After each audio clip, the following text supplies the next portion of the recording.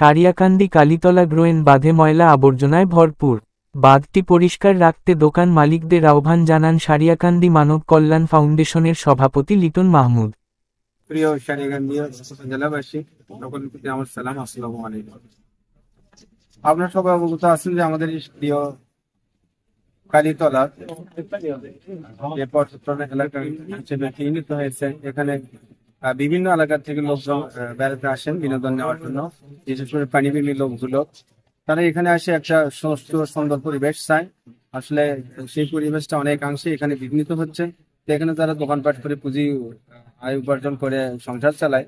আসলে আমরা চাই না তারাও বিতাড়িত হোক, কিন্তু এখানকার পরিবেশটা যখন সুন্দর থাকে, আমরা এই দোকান যারা পরিচালনা করে তাদেরকে বলা হলো তারা যেন একটা কর্মচারী নিযুক্ত করে যেন প্রতিদিন ময়লাগুলো একবারে নিচ থেকে যেন পরিষ্কার করে, এই বিষয়গুলি বললাম। এবং আমরা এর সাথে জোর দাবি জানাবো প্রশাসনের কাছে, তারা যেন এখানে একটি তদারকি করে, তারা যেন এই পরিবেশটা সুন্দর করে রাখে এবং পরিষ্কার পরিচ্ছন্ন করে রাখে। ধন্যবাদ সবাই। ওই ময়লাগুলো যত্রতত্র ময়লা, যত্রতত্র গবাদি পশুর মলমূত্র, যেটা আমাদের এইরকম একটা মনোরম পরিবেশে এসে ওইরকম দেখলে মনের দিক থেকে একটু কষ্ট লাগে, খারাপ লাগে। এগুলো যদি একটা সিস্টেমের মধ্যে আনা যায় তাহলে পর্যটকরাও আনন্দ পাবে, পরিবেশটা মনোরম হবে।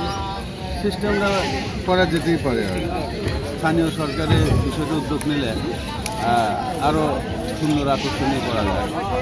আর এখানে ভ্রাম্যমাণ যেসব দোকান আছে এটা থাকবে, নির্দিষ্ট জায়গায় থাকবে, যত্রতত্র না থেকে নির্দিষ্ট জায়গা থাকলে সবচেয়ে আকর্ষণীয় হয়। আর কারণ মানুষ আসবে, কেনাকাটা করবে, এটাও যেমন স্বাভাবিক। আবার যারা দোকান দিচ্ছে তাদেরও পেটের ব্যাপার স্যাপার থাকে, সেটাও ভেবে দেখার ব্যাপার। এই মূলত আমাদের এই কালীতলা গোয়েন্দার সত্যি আসলে ভালো লাগার একটা জায়গা, ভালো লাগার একটা।